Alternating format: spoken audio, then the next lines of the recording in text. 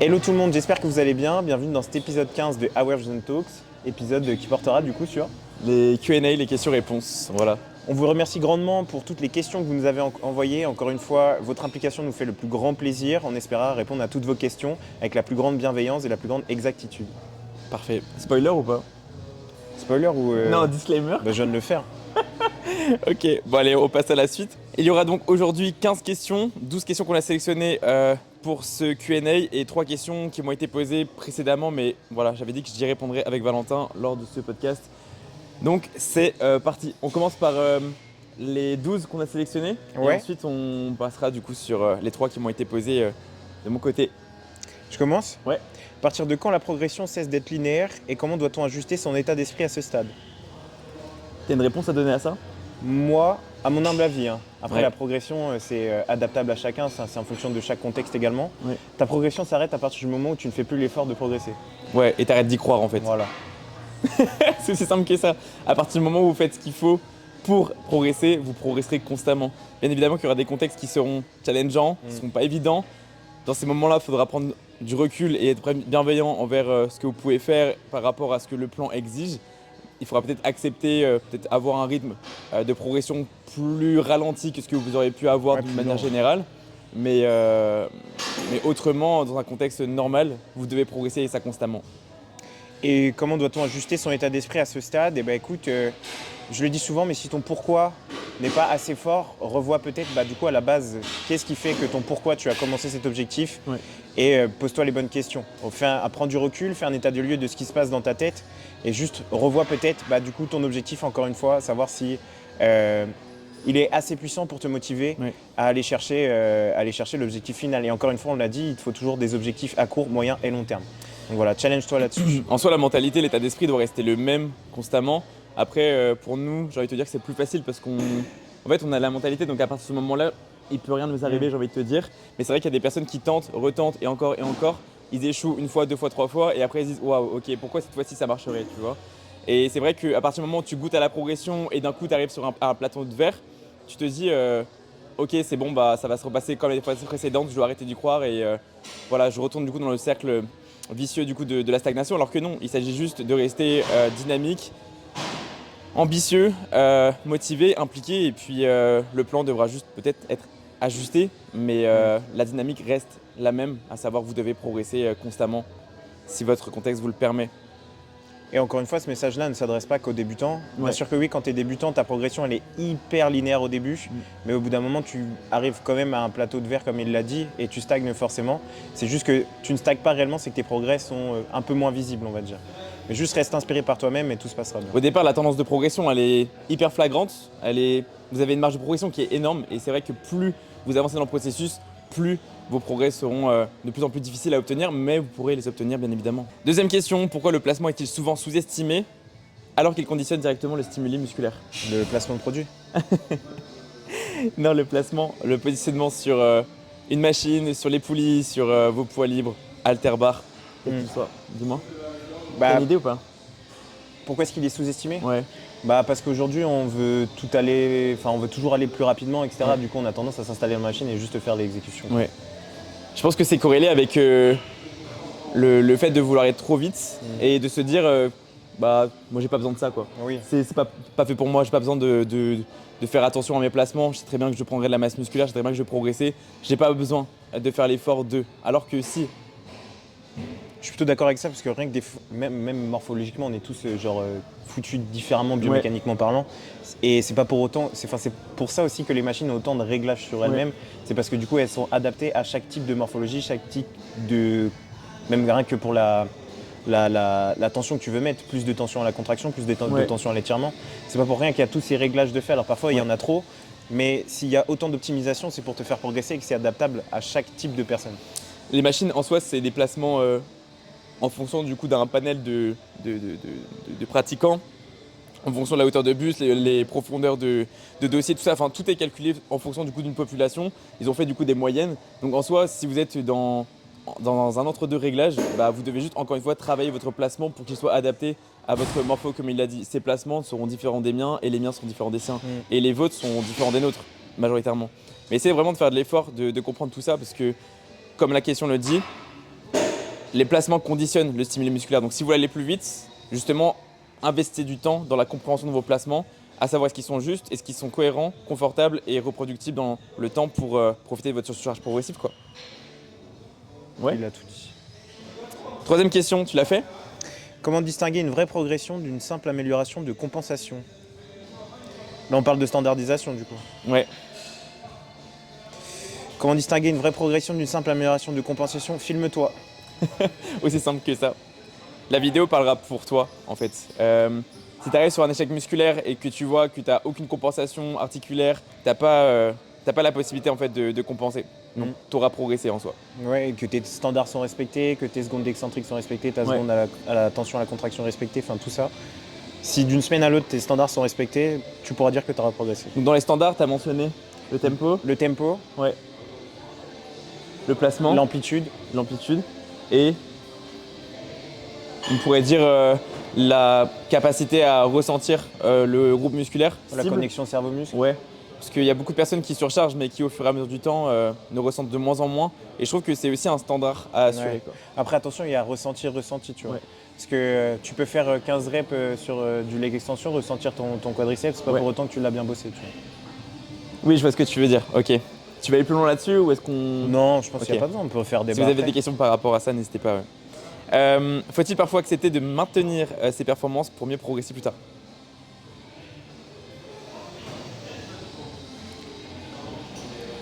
Oui. Elle était longue, hein. J'ai vu que t'allais pas le sortir. Mais c'est parce que dans mon ego à moi, non. Mais dans la théorie et même dans votre pratique à vous, oui, bien sûr que oui. Il faut accepter des fois d'avoir juste le fait de maintenir ses charges, maintenir ses standards pour pouvoir performer plus tard. Notamment quand, par exemple, on a tellement surchargé que du coup ta technique s'est dégradée et que du coup tu dois réadapter ta technique. Donc maintenir ta charge, histoire de vraiment garder cette charge-là et avoir une technique propre pour pouvoir après prétendre à performer dessus. Oui. Voilà. C'est bien dit. Est-ce que j'ai autre chose à rajouter? J'ai envie de dire non. Après, il faut prendre du recul aussi dans le sens où peut-être que votre série numéro 1 stagnera. Vous la maintiendrez volontairement parce que vous allez peaufiner votre technique avec celle-ci. Vous allez gagner en aisance, en confiance. Et peut-être que la semaine 2, 3, 4, vous allez stagner votre charge sur la première série. Et peut-être que les suivantes, donc les séries 2, 3, peut-être 4, si vous avez 4 séries par exemple, vous progresserez. Ça peut être un scénario qui est complètement logique. Okay, et peut-être que justement la semaine numéro 4, vous allez progresser sur la série numéro 1 parce que vous aurez investi du temps dans la sérénité de votre exécution. Et peut-être qu'à ce moment-là, la série 2, 3 et 4 sur lesquelles vous progressiez avant, elles se maintiendront. Tu vois. Ça peut être un scénario complètement possible. Donc essayez vraiment de prendre du recul quand vous dites que vous stagnez, quand vous dites que vous ne progressez pas. C'est pas parce qu'il y a une série qui bloque que toutes les séries vont bloquer. Et ne ramenez pas tout à une série. Non, puis même de manière générale, si vous abordez votre séance et que sur le premier exo, si c'est un polyarticulaire et que c'est lourd et que sur votre première série, vous matchez juste par rapport à la semaine dernière, mettez-vous dans un état d'esprit de sorte à performer sur votre back-off à chaque fois. Si vous savez que vous avez un rendez-vous, juste mettez-vous à 200% sur le plan psychologique. Soyez au rendez-vous, quoi. Vraiment, ayez l'envie, soyez agressif, soyez concentré et ne laissez aucune place au hasard. Et la performance, tôt ou tard, elle arrivera. Et puis même, on peut prendre du recul aussi sur la phase dans laquelle la personne est. Si la personne elle est en cut et qu'elle a des calories qui baissent alors que ses performances se maintiennent, en soi, sur le papier, on stagne, mais au ratio poids de corps, performance, tu progresses. Vous progressez. Donc là aussi, il faut amener de la nuance et prendre du recul. Question numéro 5. En quoi la recherche de sérénité à l'entraînement influence-t-elle les résultats à long terme? Oh, mais attends, je peux serrer mon fut comme ça. Mais mec, je viens de le découvrir. Bon, il n'est pas intéressé. Tu l'as fait? Oui, je l'ai fait. C'est quoi? En quoi la recherche de sérénité à l'entraînement influence-t-elle les résultats à long terme? Il y a plusieurs types de sérénité. Allez. Mais la sérénité, quand tu dis être serein, c'est souvent en état mental. Oui, c'est ça. Ok. Non, c'est juste pour qu'on s'entende. Non, mais c'est bien du coup pour qu'eux aussi comprennent. Alors, est-ce que tu peux répondre? En quoi la recherche de sérénité? La sérénité, déjà, on peut rien que mettre ça sur le lieu dans lequel tu t'entraînes. Tu vois, si tu as un lieu dans lequel tu t'entraînes où tu es souvent soumis au stress parce que trop de monde et que potentiellement tu peux être un petit peu agoraphobe. Si tout simplement les machines sur lesquelles tu t'entraînes, elles sont de mauvaise qualité ou alors elles sont détériorées parce que pas entretenues, donc voilà, etc. Déjà, ça peut partir de ce facteur-là, t'entraîner dans un environnement qui, toi, te semble serein et qui t'apporte surtout du calme et de la sérénité, encore une fois, pour pouvoir performer. Ouais, juste être en condition pour avoir cette paix, cette sérénité intérieure et en soi, être en capacité de proposer de la productivité, quoi. Mais si on revient du coup à cette question, en quoi la recherche de sérénité à l'entraînement et influence-t-elle les résultats à long terme?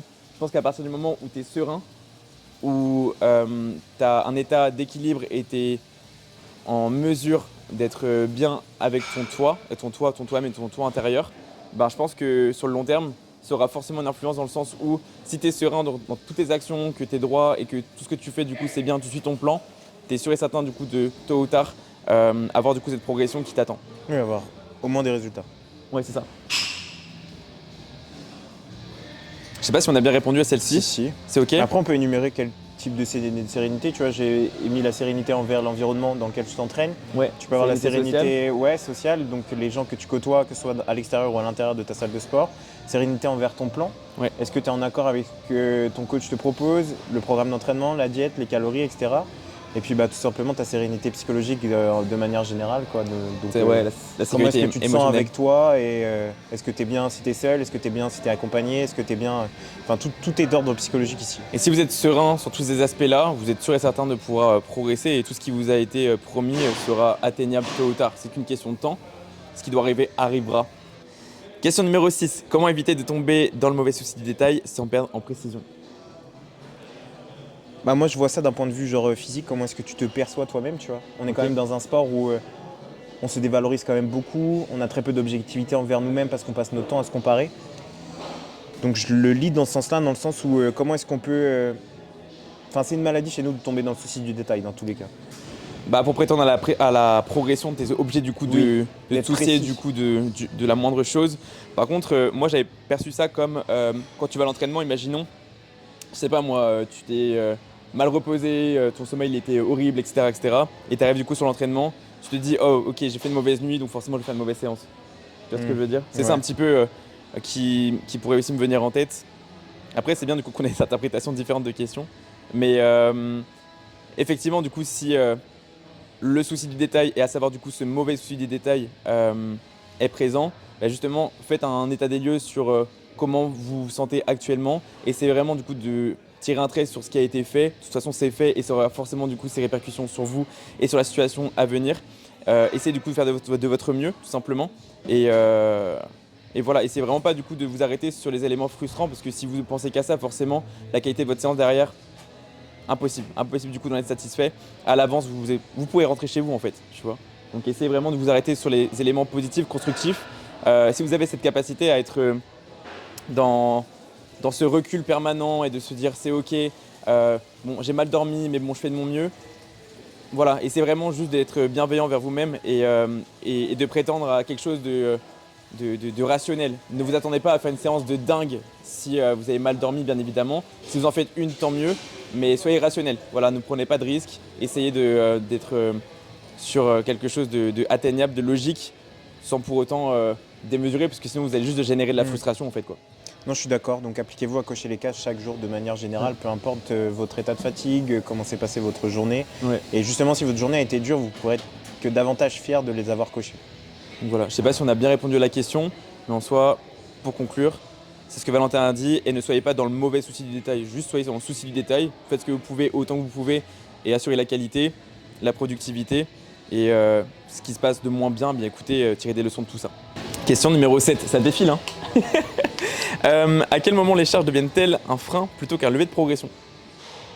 Ça fait un petit peu écho à la question numéro...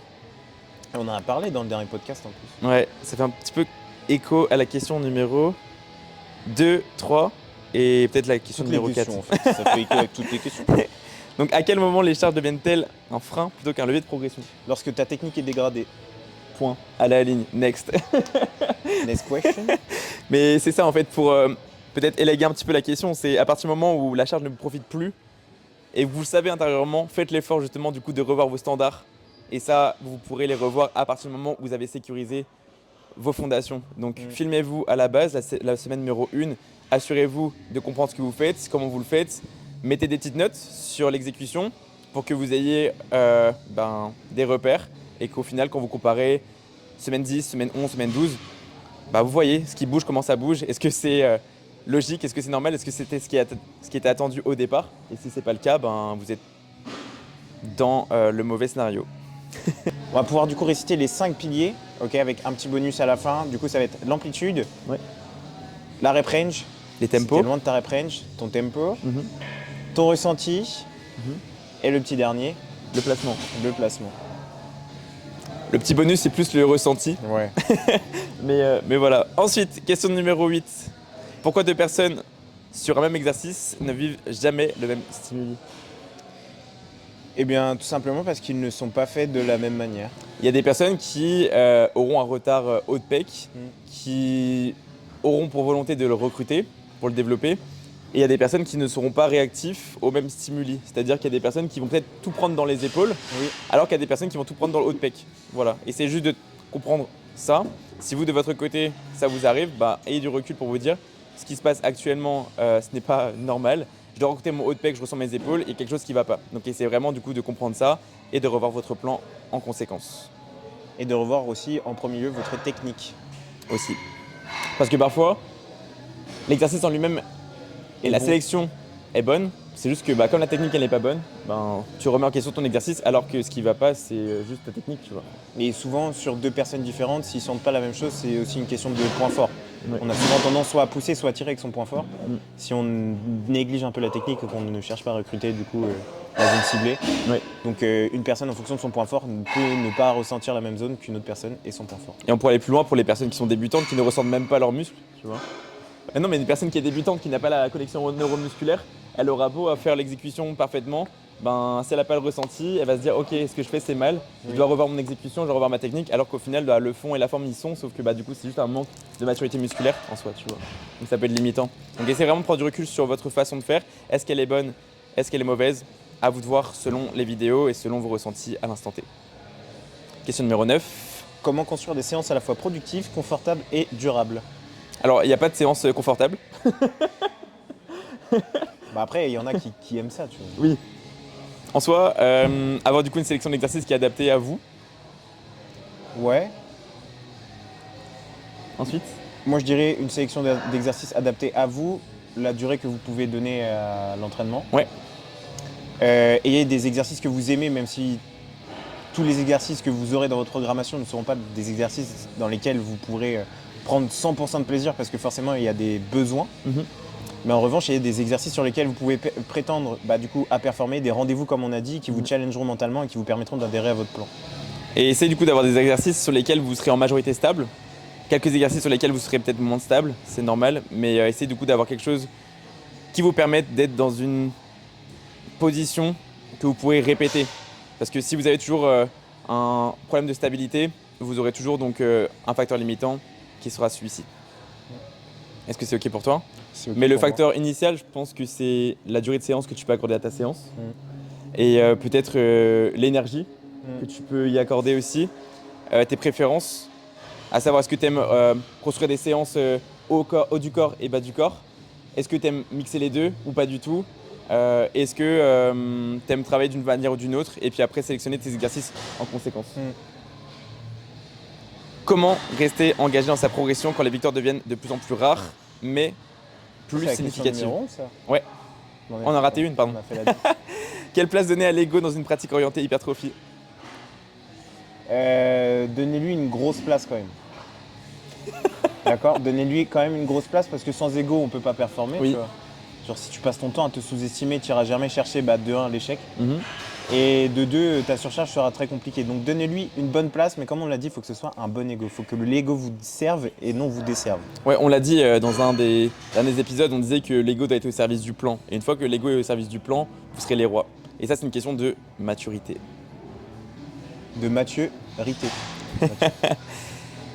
Donc comment rester engagé dans sa progression quand les victoires deviennent de plus en plus rares, mais plus significatives? Justement, restez attentif du coup à vos objectifs court, moyen, long terme. Si vos objectifs court terme, c'est déjà faire votre séance de la journée, écoutez, restez sensible à ces petites victoires-là. Okay. Surtout quand vous êtes débutant, je pense que c'est là aussi où la majorité se disent comment est-ce que je peux rester stimulé constamment, tu vois. Rester sensible à toutes ces petites victoires. J'ai perdu 1 kilo sur ma semaine, bah, c'est une petite victoire qui au final fera que ce sera une grande victoire. J'ai réussi à faire mes steps aujourd'hui, j'ai réussi à faire ma séance, j'ai réussi à manger toutes mes calories et j'ai réussi à envoyer toutes les photos à mon coach pour son bilan. Bah écoutez, ça c'est la plus grande victoire que vous pouvez faire sur votre semaine, sur votre journée. Donc conscientisez toutes les petites victoires que vous faites pour au final voir tout le tableau blanc. Oui. Et aussi on pourrait dire le fait que en fait vous avez rien de mieux à faire que tryhard votre objectif en soi. Parce que au pire des cas vous lâchez votre objectif et il reste quoi? Vous serez vide de sens. Mais tu vois, moi un jour je me suis posé la question de est-ce que j'arrêterais pas? Bon, c'était pas maintenant, hein, c'était quand je commençais du coup la musculation. C'était au moment où du coup je commençais à me poser pas mal de questions autour de ma pratique et je me suis dit est-ce que j'arrêterais ou pas, tu vois? Qu'est-ce que j'ai à y gagner, tu vois, au final? Et au final je me suis dit mais en fait qu'est-ce que j'ai à perdre?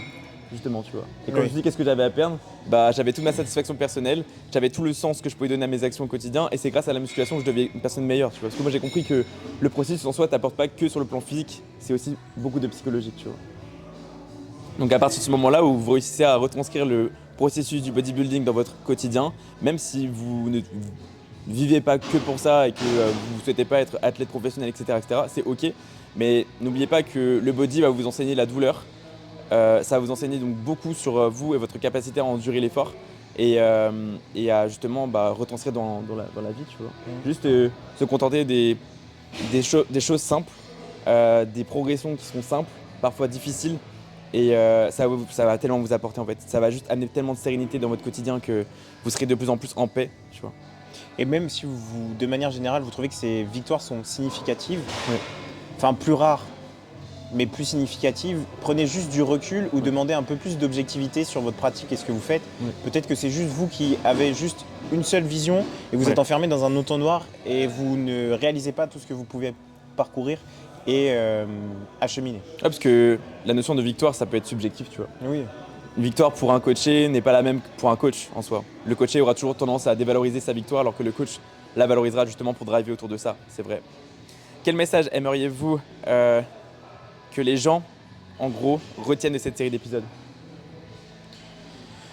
De manière générale, à chaque fois on répète la même chose, mais ça va être de rester inspiré par vous-même, par votre objectif, par là où est-ce que vous voulez aller et là où vous estimez que votre place est. Et c'est vraiment ça sur lequel on essaye d'appuyer sur chaque épisode, c'est que si vous faites les choses bien et que votre vie est rythmée par juste cocher les cases chaque jour dans votre vie pro, perso, peu importe le domaine dans lequel vous êtes, juste vous allez y arriver, vous allez peut-être même déplacer la place à laquelle vous voulez être à un moment M et vous allez juste exploser votre objectif. Donc juste restez conscient que aujourd'hui vous êtes à un point A et que dans 6 mois vous serez à un point B. Ouais, donc il y a une notion de progression et j'ai envie de dire aussi une notion d'inspiration. On est qui on est, mais on est des personnes très simples et des personnes qui nous côtoient à la salle comme tout le monde au quotidien. Et on est personne, tu vois, aujourd'hui. Et c'est juste qu'on est juste 2 personnes qui osent, qui essayent, qui ont envie de progresser dans leur domaine, que ce soit dans un domaine professionnel comme personnel. Et on y arrive parce qu'on se donne les moyens pour ça. Donc il y a aussi cette question d'ambition et d'inspiration. Et la dernière chose, je pense que c'est juste le fait de casser un petit peu les codes, casser un petit peu les idées reçues et juste vous faire comprendre que tout peut être plus simple que ce que vous faites aujourd'hui, que ce qui peut être aussi évoqué dans l'industrie du fitness. Et si on réussit à transmettre du coup cette idée, on aura tout gagné, quoi. De manière générale, juste restez vous-même et allez là où vous voulez aller, quoi. Voilà. Ensuite, moi on m'a demandé est-ce qu'on prenait tout le monde en coaching? Est-ce que tu veux répondre à cette question en premier ou pas? Est-ce qu'on prend tout le monde en coaching? Ouais. Toi vas-y, réponds-y parce que... Moi je prends pas tout le monde dans le sens où j'ai mes spécialités. Je sais que prendre tout le monde, je m'y perdrais parce qu'il y aura forcément des choses que j'aimerais pas faire. Imaginons, je prends l'exemple de la réathlétisation, une personne du coup qui me contacte pour la réathlétisation, c'est jamais de la vie, quoi. Moi je prends que des personnes qui sont dans ma branche, dans ma spécificité, dans ma spécialité et ça sera déjà très bien, quoi. Donc homme-femme, déterminé, impliqué et compétition dans compétition, c'est tout, tu vois. Mais juste des personnes qui sont là, non pas pour figurer, non pas pour être un numéro, c'est juste pour être là pour partager un parcours, partager une histoire. Et si c'est le cas, si tu as vraiment envie, oui, je te prends. Si t'as pas la hype, si t'as pas la fougue dès le départ, ça va pas matcher. Juste c'est un métier passion, tu le sais, vous le savez sûrement de plus en plus. Et si jamais du coup vous partagez pas donc cette envie réelle de progresser, nous, et je pense je parlerai pour toi aussi, mais on n'aura pas de hype en fait à accompagner une personne. Non, il a tout dit. De manière générale, si tu as un objectif clair et que tu es motivé à vouloir réaliser avec nous, bah écoute, tant mieux. Et aussi, la meilleure chose qu'on peut te conseiller, c'est de t'identifier à nous, quoi. Si tu partages les mêmes valeurs, bah écoute, fonce. La plus belle des choses, c'est de partager une aventure avec quelqu'un avec qui tu peux t'identifier, avec qui tu partages les mêmes valeurs et avec qui tu peux avancer vers le même chemin, tu vois. Donc vraiment, si tu t'identifies à cette vision des choses, bah écoute, fonce. Voilà. Ensuite, il y avait une question du coup concernant le côté avenir, projet, pro-perso. On va peut-être plus parler du côté pro que perso, en vérité, non? Perso, bah, ça peut inclure notre passion dans le body, tu vois. Ok, vas-y. Pro, bah, c'est de vivre de ma passion, du coup, de vivre de mon coaching, que ce soit du posing ou du bodybuilding de manière générale. Voilà, ce serait de vivre de ça, tu vois. De toujours continuer à faire grossir mon entreprise, etc. Et de rester inspiré par cet élan que ça peut donner, tu vois. Ça tombe bien, c'est le nom de ma boîte. Mais voilà, pour le côté pro, de vraiment pouvoir toujours continuer à grossir dans ce que j'aime, faire grossir mon entreprise autour du bodybuilding, etc. Et de devenir de plus en plus élitiste et exigeant, tu vois. Que ce soit avec moi-même, mais comme avec les personnes que j'accompagne. Et du côté perso, bien évidemment, c'est de remonter sur scène, tu vois. Bien entendu, c'est de remonter sur scène. Ce coup-ci, accrocher un top et pouvoir concourir à l'international. Et je me le souhaite, avoir une belle carrière dans le bodybuilding de manière générale. Nous te le souhaitons, Valentin. Hein? Nous te le souhaitons. C'est à moi du coup. Pour 2026, j'ai plusieurs objectifs, mais ma priorité, c'est vraiment du coup mes athlètes qui sont au nombre de 5. J'ai Evan, Pauline, Enora, Timothy et Joachim. Donc ça, c'est ma priorité phare. Voilà, s'il y a bien un sujet autour duquel je suis drivé, c'est les athlètes. Ensuite, du coup, c'est de continuer de développer Our Vision, vous le savez, je pense. Et après, il y a des objectifs plus secondaires avec le site internet, mon merchandising et développer l'équipe de coach. Si je réussis à faire tout ça en 2026, ça serait juste insane. Mais la priorité, c'est juste Our Vision et puis les athlètes et puis le reste, c'est du bonus en soi, tu vois. Voilà. Et personnellement, je remonterai sur scène, j'ai envie de dire le plus tôt possible. Maybe l'année prochaine, en début d'année, je verrai. Mais voilà. On verra. Ça va dépendre de la charge de travail, encore une fois, parce que faire une prep avec la charge de travail, du coup, assumer à côté, ça peut être très très compliqué. Surtout si tu as des athlètes à amener, etc., et que potentiellement ils font les mêmes dates que toi, ça peut être compliqué. Mais je fais peut-être du coup la première partie de la saison et peut-être la deuxième partie de saison, du coup, la dédiée à mes athlètes. Mais voilà. C'est pas dit que ça se fasse, mais ce sont c'est ça l'année prochaine, sur l'année d'après, de toute façon. Donc voilà. Donc, pour les après, ils seront en master. T'es un bâtard. Dernière question que j'avais reçue. Il faut que je m'en rappelle. Attendez, petites minutes. Hop. Votre avis sur les formations aujourd'hui, formation et diplôme français pour acquérir les connaissances sur le body? Bah écoute, moi j'ai un avis assez tranché. C'est pas pour autant. C'est pas pour autant que j'en ai pas passé, tu vois. J'ai quand même un BP et un CQP à mon actif, donc des formations d'État. J'ai aussi un diplôme en STAPS. Enfin, j'ai quand même passé des formations qui m'ont demandé du temps, de l'investissement et de l'argent, et qui sur le papier ne t'apportent rien en termes de connaissances, surtout pour le bodybuilding. C'est-à-dire que si tu es passionné de bodybuilding, la meilleure façon de te former, c'est ta pratique à toi. Les formations externes que tu peux trouver spécialisées dans le bodybuilding, majoritairement hors FR, et toute la documentation que tu peux aller chercher par toi-même sur le bodybuilding. Voilà. Les formations françaises, que ce soit BP, CQP, etc., bon, ça t'apportera juste un papier pour te dire que tu as le droit de coacher en salle. Voilà, c'est juste ça. En fait, les formations en France, voilà, c'est très limité, très limitant. Si vous voulez prétendre du coup à acquérir des connaissances et à coacher derrière, forcément vous pourrez avoir des résultats avec vos clients avec la base du déficit calorique avec du surplus calorique. C'est ok, mais si vous voulez vraiment apporter du coup la crème de la crème, il faudra donc aller chercher de l'information ailleurs. Il y a des formations, j'en ai 3 en tête, françaises, elles sont ok, mais ce que je reproche du coup aux formations françaises, c'est qu'elles ne vont pas plus loin que la théorie. C'est-à-dire qu'elles vont vous donner du coup des pistes, et quand vous allez creuser, et que vous aurez besoin du coup de spécificité, de précision, parce que votre client demandera de la précision parce qu'il a un contexte bien précis, vous n'aurez jamais les clés. Quand vous posez des questions, ça sera oui, non. Il n'y aura jamais du coup de nuance, il n'y aura jamais du coup de précision. Et ça peut être hyper frustrant quand vous investissez dans une formation, c'est dommage. Et bon, c'est comme ça. Après, voilà, c'est à vous aussi d'aller chercher l'information. Mais je sais qu'il y en a certaines du coup qui prônent la proximité, etc., etc. Et quand on pose des questions, c'est oui, non et pas d'explication. Ça peut être très compliqué, quoi. Ça peut être. Moi, je sais très bien que ça m'avait frustré un petit peu. Mais ouais, majoritairement, je me forme sur des formations à l'étranger, celle de mon coach et celle de G3 University ou des formations autres. Enfin, voilà, il faut vraiment que vous cherchiez ce que vous avez besoin parce que nous, nos besoins à nous seront peut-être pas forcément vos besoins à vous.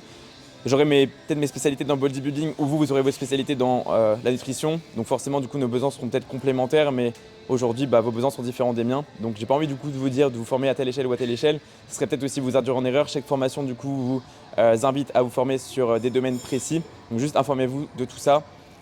N'investissez pas votre argent n'importe où. Essayez vraiment du coup de prendre conscience de ce que la formation propose avant du coup d'investir parce que vous aurez peut-être eu du bouche à oreille, oui, mais est-ce que la personne avait vraiment les mêmes besoins que vous? Posez-vous les bonnes questions. Voilà. Donc si vous avez cette envie d'avoir de la proximité avec les gens et de coacher en salle, écoutez, passez parce que c'est le diplôme qui est obligatoire pour pouvoir coacher en salle, etc. de manière générale. Et surtout avoir une carte pro pour exercer un métier, enfin avoir un titre, c'est toujours plus avantageux que ce soit envers tes droits et surtout pour pas avoir de problème vis-à-vis de la justice. Ouais. Mais par contre, si vous voulez vous former vis-à-vis du body, écoutez tout ce qu'il a dit. Voilà pour aujourd'hui. J'espère que les questions vous auront plu. J'espère aussi que tout ce qui a pu être dit aura été suffisamment expressif, clair et concis. Si vous avez des questions de nouveau, n'hésitez pas, ça sera pour le prochain épisode ou alors on vous répondra directement, mais on pourra revenir dessus également dans un prochain épisode Q&A. On vous souhaite une belle journée. Un bon appétit. Et voilà, on se dit à la prochaine. Salut. C'était Val et Val.